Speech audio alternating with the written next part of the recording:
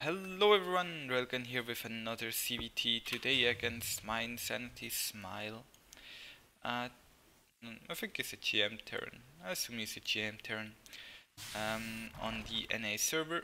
If you're interested in the replay, as always, feel free to check down in the description. You can download the replay as well as all my other replays on that site. I'm going to show something a little bit different today, as in a 3-hatch opener. Usually you will see me go for a 2-hatch opener.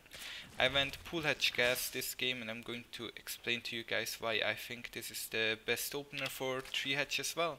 We already talked why it's better to go for 2-hatch, but it's also better to open this way for 3-hatch openers. So with my first queen, as soon as it's at the natural, I will put down a creep tumor, I think. And I can take the first, no actually I ain't checked it, doesn't really matter. I usually put down a creep tumor. Either way, I sent my two links across the map to scout, and I was able to build the hatchery really soon, because he did have to pull the Reaper home in order to save his SCVs. At the same time, he is a bit scared of any approach attack, so that's why I built the bunker, I think. He has a Reaper in my main right now, and what he's going to do this game is just never stopping harassment. Unrelentless. Relentless? Relentless? No, it's relentless, right? Yes. Either way. Yes, so the Hellions on the map. I built this spine crawler just to be safe. I can block this ramp with my queen, and I'm pretty much fine there. At 420, I reached 2 base saturation. 3rd base is done, so I just built some safety links as to not die to the Hellions. He's still going to do quite a bit of harassment. I'm also building additional queens right now and some drones for my 3rd base. Got my lair on the way, got my baneling nest on the way, and we have Hellions in the main. The reason why I need the baneling nest so fast is to deal with Hellbat attacks. He's making a lot of Hellions. I don't think he actually has he does have an armory. Well, haven't really seen much of that yet, but I think he's going to use it. So we see more Hellion Harrass, right, the cute Hellion Harrass. It's kind of hard for me to stop it right now, because I need to get the queens in position. But at the same time I also have to stop this attack over here.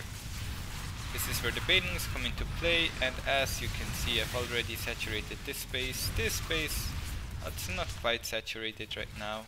And over here we also have a Raven who's killing even more stuff, so we're just losing unit after unit after unit all over the map. Many kills, he has 9 kills, I think those were 2 turrets, and I just got attacked in all 3 of my bases at the same time. But what is really important in this kind of scenario is to realize that the turn is also using a lot of units to actually do this amount of damage, right? So now I'm building Mutalisks just to kill the Ravens. I have 2 Mutalisks right here, one immediately dies and he throws down 3 turrets.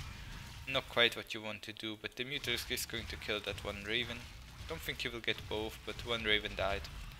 That's fine by me.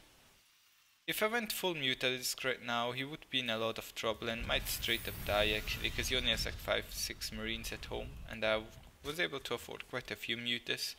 But right now I have pretty much achieved my saturation. I'm getting a Hydra then and an Infestation Pits, because I want to play Lingbane Hydra. And yeah, got my 4th one away.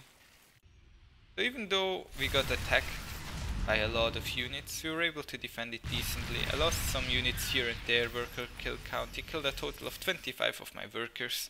And he is a little bit ahead in supply right now, because I haven't spent all my money yet either. And I have a lot of money in upgrades. So if you see here, like my building tab is quite full. He's doing some harassment over here, but he can't get much done. I also added corruptors just to deal with the medivacs a bit better. Couple corruptors.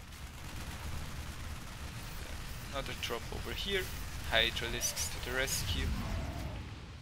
But they didn't get that. At the same time another drop over here. Killed the medivacs, so the links are toast as well. And then it's pretty obvious that if he dropped me here, he will go somewhere over here next. So I think I'm going to send a small amount of units over there to kill it.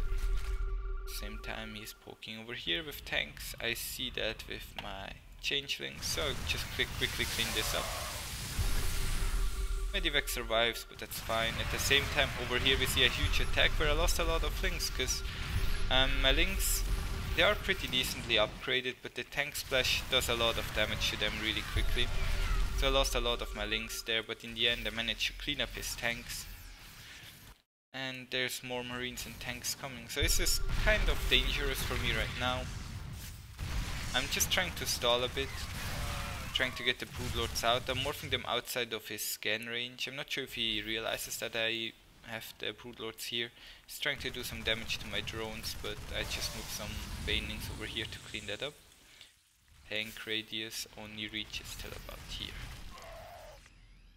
I think, not sure if I have, no I don't have burrow. Burrow would be kind of useful here. And more banelings rolling in.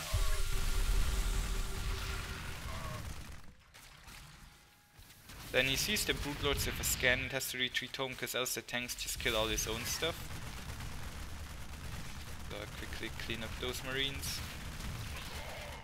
I have this base set up and right now I'm in a really comfortable position. He already has his 3-3 on the way, which I don't. But it's kind of hard for him to clean up my army over here. I'm trying to kind of crush him here. He really needs time at home to get out Vikings to deal with my broodlords. But it's kind of hard for him to get there right now.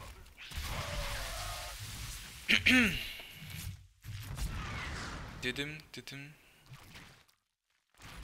Kalim.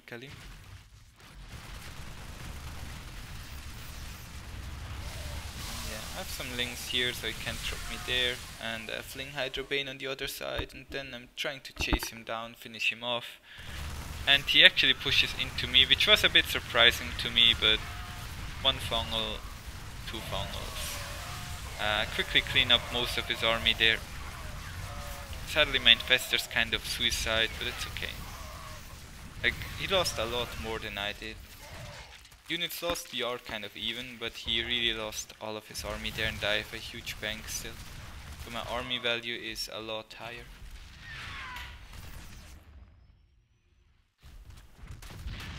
Another tank dies. And at this point the game is pretty much over, right? You can't really beat my composition of Ling, Bane, Hydra, Corruptor, Broodlord. With some infestors as well, I guess. Broodlords are doing a lot of damage to his marines. He's trying to send the marines to the Hydras, but by the time they actually reach the Hydras, they're almost dead anyways. They have to GG out. That's just attacking him from every angle. Broodlords from the south, Hydra Baneling from the east, Ling Baneling from the east, Hydra Baneling from the west, and Corruptors all over the place to kill any flying units, which he had none left. With him being unable to take his 4th base, because his build was pretty much a 3 base all in, he's dead. And yeah, that's it for today. I hope you guys liked this little display of how I dealt with the early game harass and eventually got up all the nice tech, reached the late game and finished him off. Thank you all for watching. I'll see you guys tomorrow. Bye!